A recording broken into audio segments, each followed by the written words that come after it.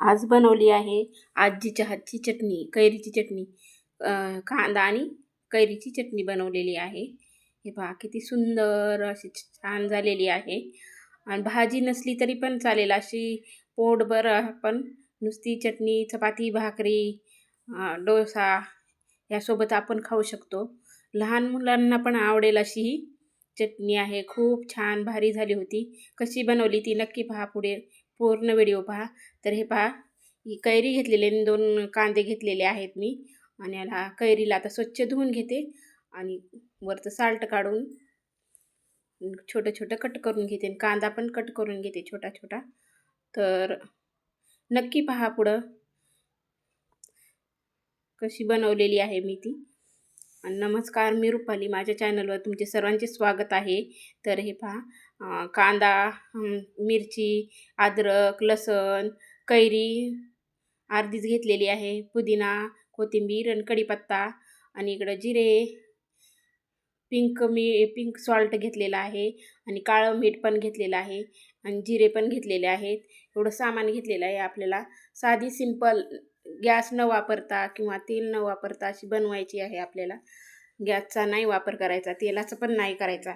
साधी सिंपल, झटकन होणारी, पटकन आणि खूप टेस्टी लागणारी, जिभेची चव वाढवणारी ही चटणी आहे. तर आता हे मिक्सरच्या भांड्यामध्ये टाकून घेते मी. जिरा, मीठ, शेंगदाणे घेतले टाकून. नंतर मिरच्या, हे लसूण, अद्रक टाकून घेतला.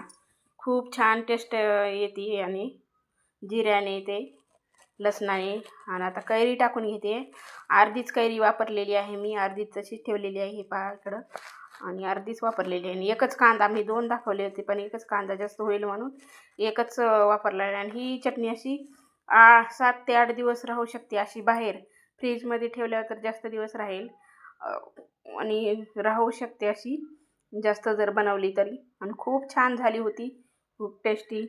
छोट्या मुलांनी पण खाल्ली माझ्या, तर मस्त झाली होती. हे पहा पूर्ण आता मिक्सरच्या भांड्यामध्ये टाकून घेते आणि मिक्सरला फिरवून घ्यायचं हे पूर्ण सारं. कोथिंबीर, पुदिना आणि एवढं सामान आपल्या घरचंच आहे पूर्ण. आणि खूप हेल्दी आणि टेस्टी, पौष्टिक आहे ही चटणी.